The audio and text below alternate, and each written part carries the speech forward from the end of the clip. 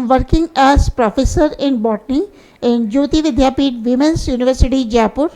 And today, students, I am going to deliver my lecture on blue-green algae. And this lecture on blue-green algae will be beneficial for the students studying in graduate. Okay, good morning everyone. My name is Srishti Sharma, Assistant Professor from Physiotherapy Department. I start with spirulina, which is a very important blue-green algae. So first of all, I talk about the systematic position of the blue-green algae spirulina.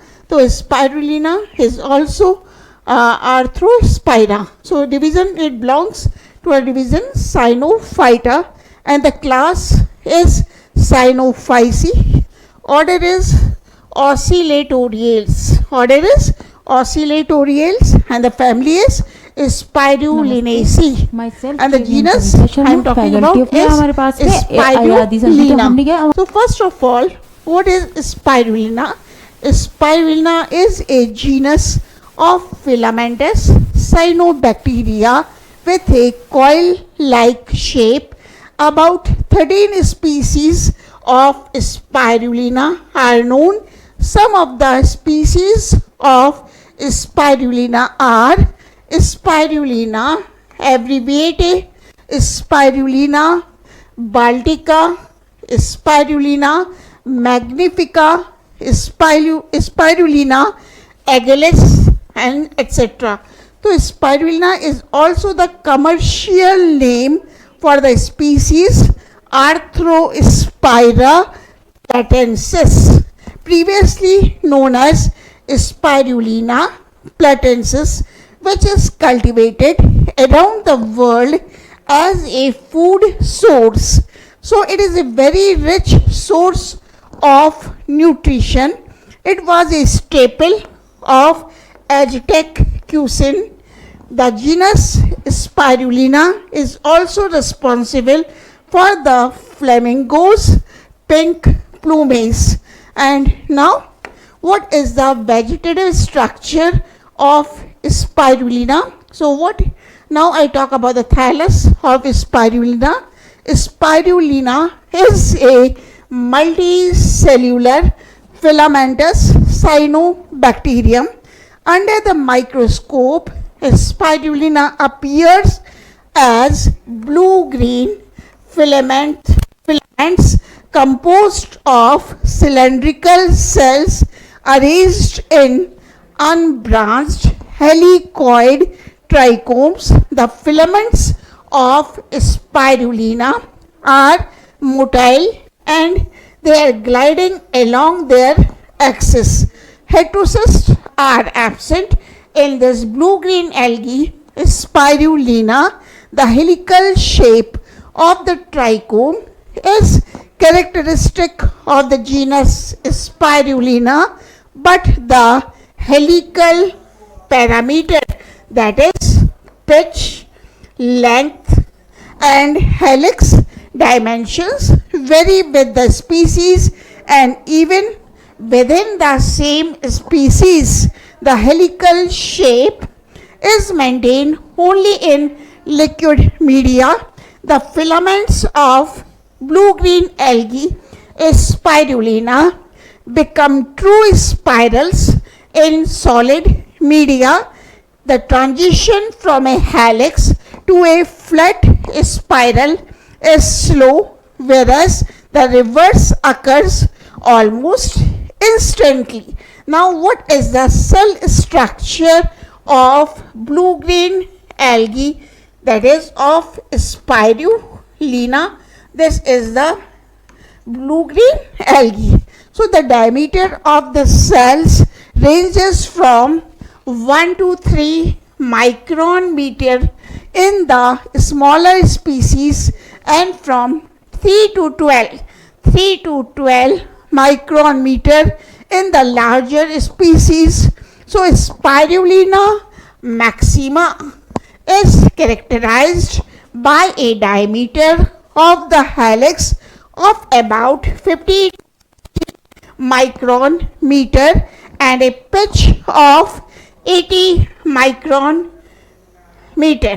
For Spirulina platensis, these parameters were greater than 35 to 50 and 60 micron meter respectively. The larger species of Spirulina have a granular cytoplasm containing gas vacuoles and septa. The cell wall in Spirulina is made up of 4 layers. The septum appears as a thin disc folded in part.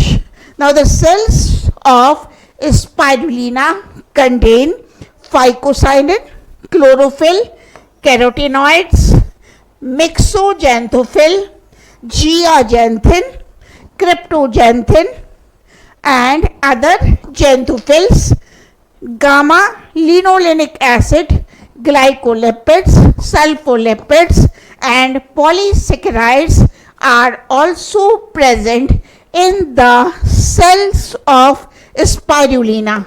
So these are the photographs of Spirulina algae, which is a blue-green algae. See, these are the micro photographs of the Spirulina.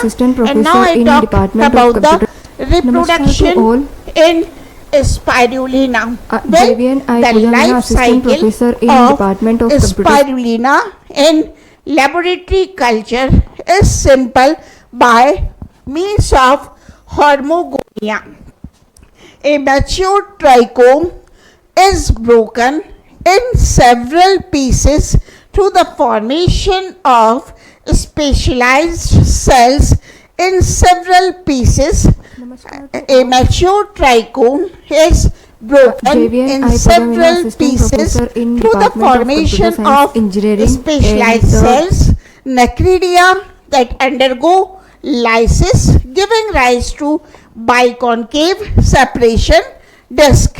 The fragmentation of the trichome at the nacredia produces gliding short chains, that is 2 to 4 cells, the hormogonia, which give rise to a new trichome. Now the cells in the hormogonium lose the attached portions of the nacredial cells, becoming rounded at the distal ends with little or no thickening of the walls. During this process, the cytoplasm appears less granulated and the cells assume a pale blue-green color. The number of cells in hormogonia increases by cell fission while the cytoplasm becomes granulated and the cells assume a brilliant blue-green color. Now I talk about Rivularia, which is also a blue-green algae. Well, it belongs to the division Cyanophyta, classes Cyanophyceae, order is Rivulaceae, family is Rivulaceae and genus is Rivularia. Now I talk about the occurrence of the blue-green algae Rivularia. So I am talking about the occurrence of the blue-green algae Rivularia. Rivularia is a genus of cyanobacteria of the family Rivulariaceae. Rivularia is found growing on submerged stones, moist rocks and damp soils near the river side. Some of the species are Rivularia atra, Rivularia bullata and Rivularia hematitis and Rivularia joey, Rivularia nitida, Rivularia thermalis. So Rivularia is a colonial form of blue-green algae. The colonies of the blue-green algae Rivularia occur in water or they occur on the soil. The aquatic species of Rivularia are freshwater forms which occur either free floating on the surface of water or are attached to submerged plants or stones in the sunny ponds, pools and lakes. So Rivularia bullata, here Rivularia bullata is marine. And now I talk about the vegetative structure or thallus of the algae Rivularia. So I am talking about Rivularia. So the colonies of Rivularia are macroscopic thalli of various sizes and shapes. They are yellowish brown in color. The colony may be thick and discoid or a spherical. The colonies may be spherical, hemispherical or irregularly lobed gelatinous mass. It is soft, sometimes solid, and each colony of the genus Rivularia contains numerous radially arranged trichomes. The trichomes are loosely arranged in the central portion but are more or less crowded towards the periphery of the colony. They are unbranched but sometimes exhibit false branching.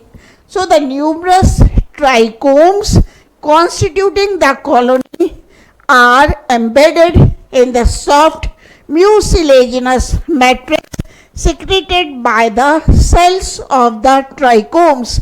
The mucilage envelope has more or less a firm boundary to form a definite colony.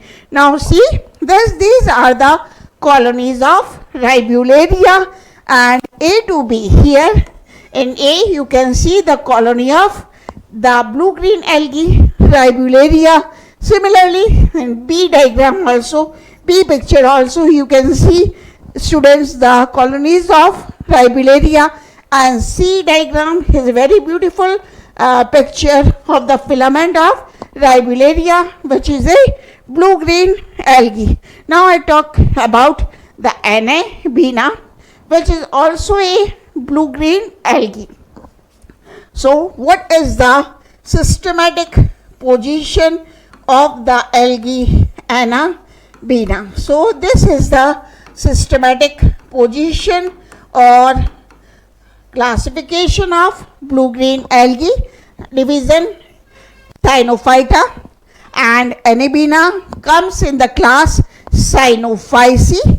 Order is Nostocales and the family is Nostocaceae and the genus is ANUPAMA. So now I talk about the occurrence of ANUPAMA, which is a blue-green algae. So ANUPAMA is a genus of filamentous cyanobacteria.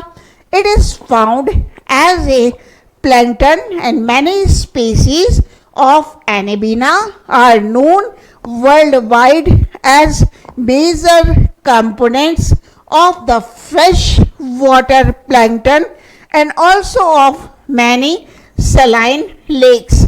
Others occur as phytoplankton.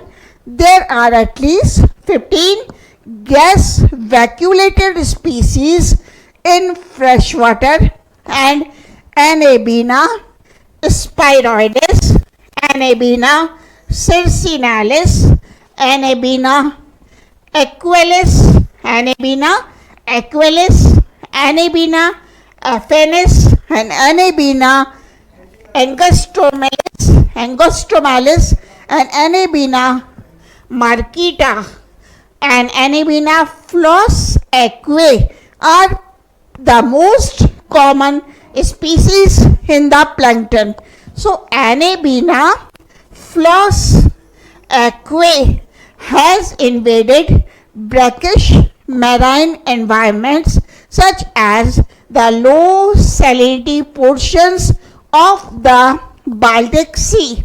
It is known for its nitrogen fixing abilities. So the students name any species of ANUPAMA which helps in fixing atmospheric nitrogen. So the answer is ANUPAMA floss aquae helps in fixing the atmospheric nitrogen, and this ANUPAMA floss aquae is known for its nitrogen fixing abilities, and they form symbiotic relationships with certain plants such as the mosquito fern, and some of the species of ANUPAMA are endophytes. They live in the roots of cycas and azolla. And now I talk about the occurrence. I talked the vegetative structure and thallus of ANUPAMA. So in ANUPAMA, the vegetative structure has filamentous structure. ANUPAMA has filamentous structure.